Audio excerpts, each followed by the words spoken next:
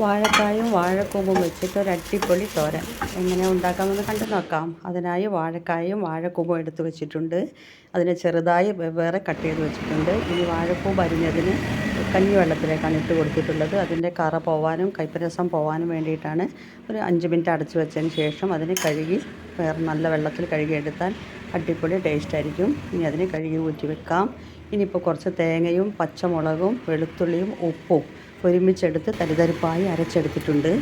ഇനി ഒരു കടായിൽ വെളിച്ചെണ്ണ ചൂടാകുമ്പോൾ അതിലേക്ക് ഒരല്പം ഉഴുന്നുപരിപ്പ് ഇട്ട് കൊടുക്കാം. അതൊന്ന് മൂത്ത് വരുന്ന സമയത്ത് കുറച്ച് കടുകും ചില്ലി ഫ്ലേക്സും കറിവേപ്പിലയും ഇട്ട് കൊടുക്കണം. ചില്ലി ഫ്ലേക്സിന് പകരം പച്ചമുളകോ ഉണക്കമുളകോ ചേർത്താൽ മതി.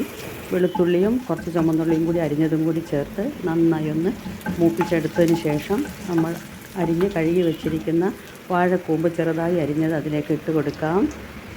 നമ്മൾ തൊടിയിലൊക്കെ വീണ് പാഴായി പോകുന്ന ഈ വാഴക്കൂമ്പും വാഴക്കായൊക്കെ ഇതുപോലെ നമുക്ക് എടുത്ത് ചെയ്താൽ നല്ല ടേസ്റ്റ് ആയിരിക്കും, നല്ല ഹെൽത്തിയുമാണ്, എല്ലാവർക്കും അറിയാം.